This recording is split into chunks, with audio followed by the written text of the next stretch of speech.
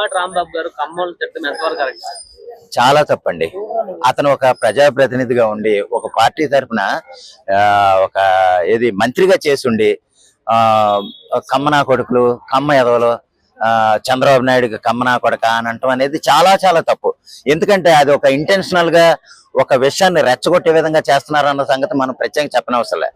ఈ మాట ఎందుకంటున్నానంటే ఇప్పుడు మీకు అంబటి రాంబాబు గారు కమ్మనా కొడుకులు అన్నారు కదా, రేపు వీళ్ళు కూడా కాపోళ్ళు ఎవరన్నా అంటే కమ్మోళ్ళు కూడా ఈ కాపునా కొడుకులు అని అంటారేమోనని ఆ విధంగా రెచ్చగొడదామన్న ఉద్దేశంలో అంబటి రాంబాబు గారు వెళ్తున్నాడు. అదొక స్కెచ్ మనం అర్థం చేసుకోవాలి. వీళ్ళ కావాలని పదే కావాలని ఈ విషయాలు రెచ్చగొడుతున్నారు అన్న సంగతి మనం ప్రత్యేకంగా చెప్పనవసరం లేదు. ఎందుకంటే కమ్మనా కొడుకులు అనే పని ఏంటండి, నువ్వు అన్నం తింటున్నావా గడ్డి తింటున్నావా? నువ్వు ఒక ఎంపీగా మంత్రిగా చేసావు కదా, మంత్రిగా చేసినప్పుడు నువ్వు ఎంత హుందాగా ఉండాలి, ఎంత గౌరవంగా వ్యవహరించాలి. అది తప్పు కదా, తప్పు కదన్న నిన్ను కూడా కాపునా కొడక అని అంటే నువ్వెంత బాధపడతావు? తప్పండి. అది కులాలను బట్టి విమర్శించడం. నీకు నారా చంద్రబాబు నాయుడు నువ్వెంత సన్నాసం ఏంటయ్యా అని తిట్టు. అతను చేసిన వివాదాల మీద లేదా అతను చేసిన పనులు నీకు నచ్చకపోతే నారా చంద్రబాబు నాయుడిని డైరెక్ట్ గా తిట్టు, పవన్ కళ్యాణ్ డైరెక్ట్ గా తిట్టు, లేకపోతే లోకేష్ డైరెక్ట్ గా తిట్టు. అంతేగాని వాళ్ళ కులాలని బట్టి తిట్టడం అనేది కరెక్ట్ కాదు. అవునండి, మళ్ళీ పోతాడేమో ఏది ఏమైనా సరే కులాల పేరు పెట్టి తిట్టడం అయితే అది సపోజ్ కమ్మనా కొడుకులు అంటే ఈ విధంగా రెచ్చగొడతారని అన్నది. వేరే కులం పేరు చెప్తాను నేను, వాళ్ళని అలా తిట్టగలడా? తిట్టి ఆడు అసలు బయట తిట్టగలడా?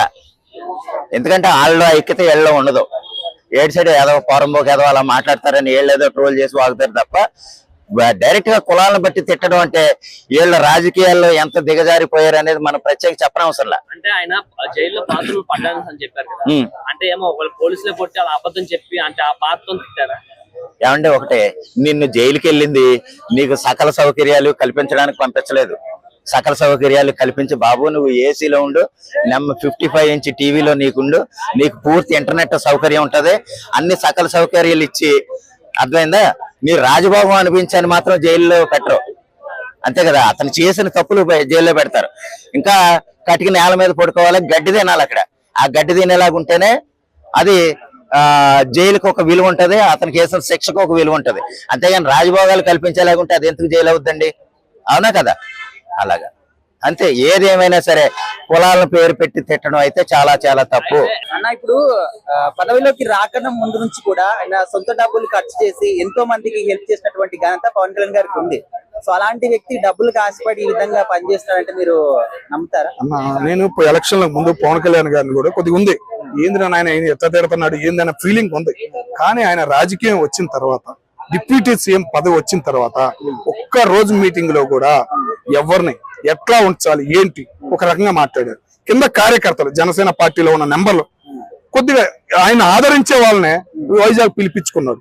15 సంవత్సరాల కళాఖండగా ముఖ్యంగా నా జిల్లా గుంటూరు, కృష్ణా జిల్లా, అమరావతి, నా రాష్ట్రానికి ఒక రాజధాని అవసరం, అభివృద్ధితో నేను పనిచేస్తున్నా, పంచాయతీ శాఖ దగ్గర నుంచి మొత్తం నాకు అన్ని ఉన్నాయి, పూర్తి అర్హత నాకు ఇచ్చారు చంద్రబాబు నాయుడు గారు, మీరు ఎవరు దేని గురించి మాట్లాడద్దంటే జనసేన పార్టీ మీద పవన్ కళ్యాణ్ మీద అభిమానం ఉన్నా ఏ ఎదవ మాట్లాడు. అర్థమైందా? ఇక పక్కన ఉంటారు కదా పుల్లలు పెట్టే ఎదవలు, పనికి మాలినాళ్ళు, ఏది మన రాంబాబు గారు ఉంటారు, ఏం మాట్లాడుతున్నారు ఆయన? నిన్ను మీద దాడి చేసింది ఎవరు? నీ మీద యుద్ధం చేసింది ఎవరు? నువ్వేదో మొన్నదాకా హైదరాబాద్ ఉండవు, గుంటూరు కారం నీకు తెలియక ఏం మాట్లాడుతున్నావు? 18 రోజుల్లో సినిమా చూపించారు, ఇప్పుడు ఏమనాలా అంటలా, టీడీపీ వాళ్ళని అంటలా, కమ్మకులని అంటలా, ఒక జనసేన మీద ఆయన కులం నేను ఆ కులం అన్నట్టు పులి అంట.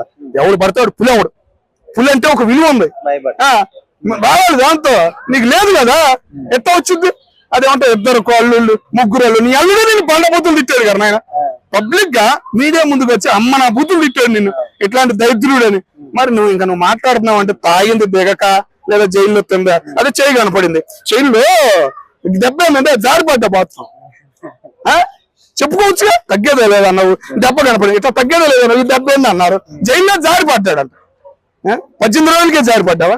మరి ఇంకా ముందు వెళ్ళాలి, ఇంకా 2 కేసులు అయినాయి అంటే నిన్న, మరి ముందు వెళ్తాడు అన్న. ఇప్పుడు ఒకవేళ క్వశ్చన్ చేయాలి అనుకుంటే క్వశ్చన్ చేయడానికి చాలా టాపిక్స్ ఉన్నాయి, రాష్ట్రం డెవలప్మెంట్ ఏది, హామీలేవి, పథకాలేవి అని చెప్పేసి ఈ విధంగా అడగొచ్చు.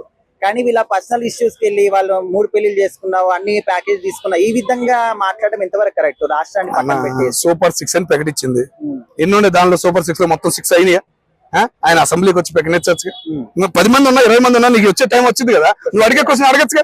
జనం నువ్వు చూస్తారుగా. నువ్వు ఒక లాయర్, నీకు ఒక మంత్రి పదవి ఇచ్చాడు. మంత్రి పదవులుగా ఇచ్చిన ఓడిని ఎవడంటే నువ్వే.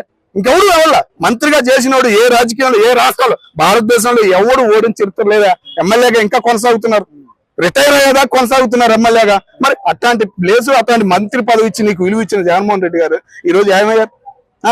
ఎంత బాధపడుతున్నారు లోపల, ఇట్లాంటి వాడిని పెట్టుకున్నానని. నీకు టికెట్ ఉండవురా బాబు, ఆ విషయం నిన్న చెప్పినట్టున్నారు.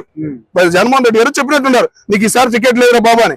అందుకని చెప్పేసి ఏం మాట్లాడాలో తెలియక ఇంకా బయటకు వచ్చేసి మైండ్ ఎటో పోతుంది ఆయన. అది